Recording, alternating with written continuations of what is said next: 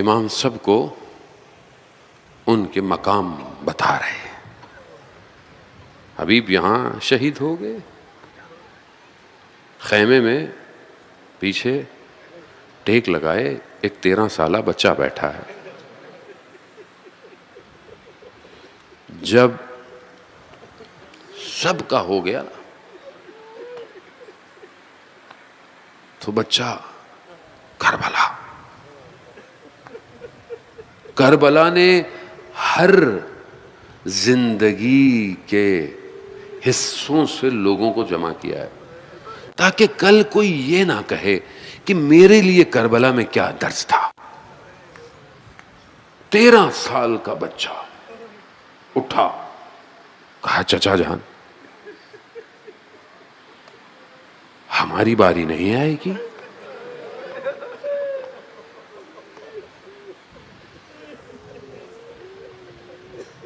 یتیم کا خیال حسین سے زیادہ کون جانتا ہے؟ یہ نہیں کہا کہ باری آئے گی یا نہیں آئے گی. پوچھا قاسم آپ کے لیے موت کیا ہے؟ موت کیا ہے آپ کے لیے؟ اللہ اکبر. امام کا فرزند ہے، خطابت کے جملے نہیں تھے. امام کے سامنے کوئی کر بھی نہیں سکتا خطابت، وجود سے بیان کیا آپ نے. کہا چچا جان موت میرے لیے شہد سے بھی زیادہ میٹھی ہے. اللہ احلہ من الاصل، شہد سے بھی زیادہ میٹھی. یہ کربلا آج کے 13 سال کے بچوں کو یہ پیغام دے رہا ہے. آج ہمارے 13 سال کے بچے کے ذہن میں یہ معارف توحیدی ہے. یہ خوف نہیں ہے، یہ ایکسٹریمزم نہیں ہے. مول صاحب میرا بچہ چھوٹا تھا، میں اس کو تھوڑی 4-5 چیزیں سکھائی. میری وائف نے بولا یہ کیا کر رہے ہیں آپ، اس کو ایکسٹریمزم بنا رہے ہیں. میں نے کہا ساری زندگی کربلا پہ روتے رہے، بچوں پہ روتے رہے، اپنے بچے کو تیار کرنے تو ایکسٹریمزم ہے. 13 سال کا بچہ کہاں سے حسین فہمیدے نے درس لیا جس نے خرم شہر کو آزاد کیا تھا، جس کے لیے امام خمینی کے جملے ہیں. امام خمینی نے کسی کو اپنا رہبر نہیں کہا سوائے اس 13 سال کے بچے کو. حسین فہمیدے کو جب وہ شہید ہوا 13 سال کا، کوئی اسلحہ نہیں ہے، نہ کوئی فوج ہے، پوری دوسری دشمن کے ٹینکر آ رہے ہیں، ایک پل ہے درمیان میں بس. اس نے سب کو جو تھوڑے بہت کہا چھوڑو بجاؤ، اپنے وجود میں گرنیٹ لگائے اور جا کر ٹینکر کے نیچے پھٹ گیا. جب وہ پھٹ رہا ہوگا اس کے ذہن میں رول ماڈل قاسم بن حسن تھا. یہ ہے کربلا. امام خمینی کہتے ہیں یہ میرا رہبر ہے قاسم. موت شہد سے بھی زیادہ میٹھی ہے. رات گزر گئی، ماں بھی بچوں کو تیار کر رہی. روز عاشور آئی، ایک ایک کر کے لوگ جانا چاہتے ہیں. حضرت قاسم جب بھی آتے ہیں اجازت نہیں. کیوں نہیں مل رہی اجازت؟ جبکہ مقاتل میں ہے کہ جب حضرت علی اکبر آئے کہا بابا اجازت ہے. امام حسین نے روکا نہیں علی اکبر کو،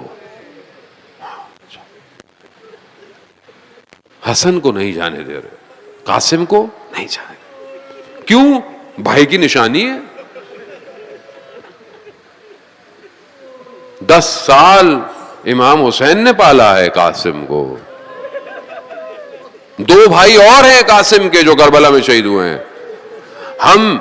ہمارے یہاں مصائب نہیں پڑھے جاتے.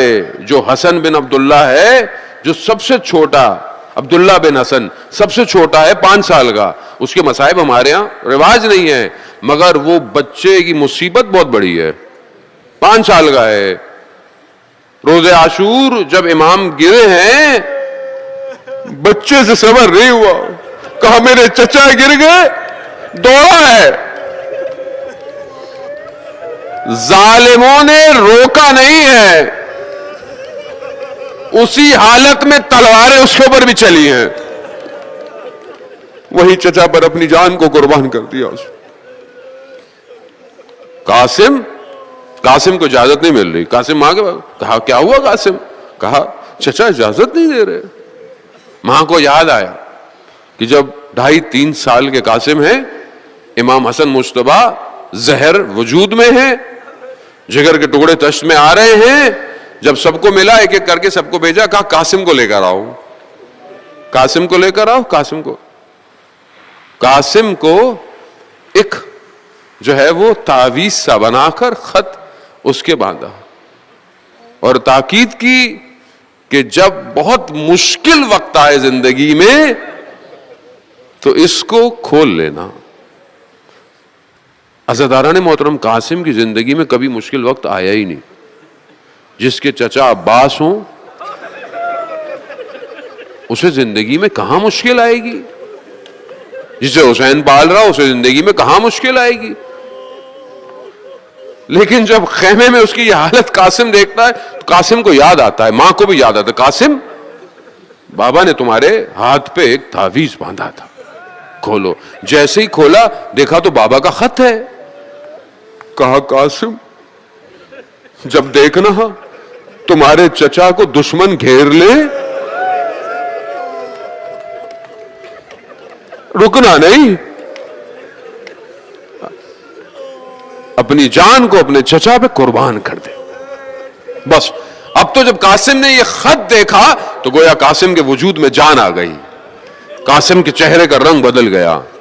اب جب قاسم اپنے چچا کی طرف چلے, مولا کی طرف, مولا قاسم کے چلنے سے سمجھ گئے کہ اب قاسم کچھ لے کر آ رہا ہے. عزاداران محترم کہتے ہیں کہ جیسے ہی وہ خط دیا مولا کو, مولا نے دیکھا بھائی کی یاد آنا شروع ہو گئی. نہ جانے کیا کیا بھائی کو یاد آیا ہوگا. بھائی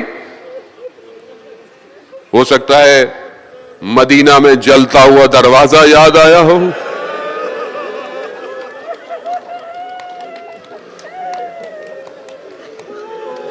مولا معاف کیجئے گا, ہو سکتا ہے کوچہ بنی ہاشم یاد آیا ہو. میں آگے نہیں پڑھوں گا, بس یہ یادیں. لیکن جیسے ہی دیکھا کہتے ہیں کہ قاسم کو سینے سے لگایا. مقتل کہتا ہے دونوں نے اتنا گریہ کیا, چچے بھتیجے نے بے ہوش ہو گئے, اتنا گریہ کیا کہ بے ہوش ہو گئے. قاسم اٹھا, چچا کے پاؤں چومتا ہے, ہاتھ چومتا ہے, ہاتھ چھوڑتا ہے, چچا جانے دے, دادی کا واسطہ جانے دے. اللہ اکبر. ہاں زاداران اجازت ملی, بنی ہاشم کا چراغ ہے, اتنا چھوٹا ہے کہ ذرا نہیں آتی. سوار کیا, کہتے ہیں سوار کیا, پاؤں نہیں آتے تھے, باقاعدہ جو بھی تسمے ہوتے تھے اس سے باندھا گیا.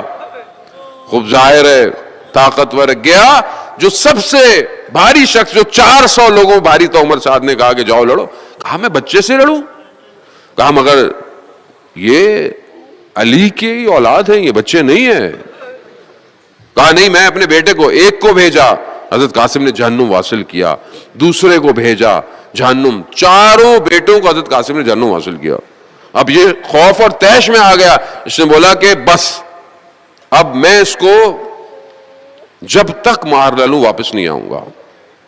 لیکن انہوں نے ہیلے اور بہانے سے, آیت اللہ ذیشان حیدر جوادی بھی پڑھا کرتے تھے, آیت اللہ فلسفی, بہت بڑے پرانے سخنران تھے, مجلس پڑھتے تھے, کہتے تھے کہ چند جگہوں پر دھوکہ جائز نہیں ہے, ایک جگہ جنگ ہے, دھوکہ نہیں دینا چاہیے. اس نے حضرت قاسم کو دھوکہ دیا. اللہ اکبر. کہا اتنے بڑے شجاع ہو مگر تسمے کھلے ہوئے ہیں. بس کہتے ہیں کہ حضرت قاسم نیچے جھکے, بس اس نے تلوار کا وار کیا, بس اس کے بعد یہ اشکیا کی فوج نے جو حملہ کیا نا، حضرت قاسم نیچے گرے، کہا چچا جان بس عزاداروں نے، جب تک امام حسین پہنچتے ادھر کے گھوڑے ادھر ہوئے، یہ اوپر بیٹھا تھا کہ میں گردن اٹھاؤں گا، لیکن امام حسین اتنی تیزی سے آئے کہ اس کا ایک بازو قلم کیا، مگر دشمن کی فوجوں کی رفت اور آمد نے قاسم کی دائیں پسلیوں کو بائیں طرف چھوڑ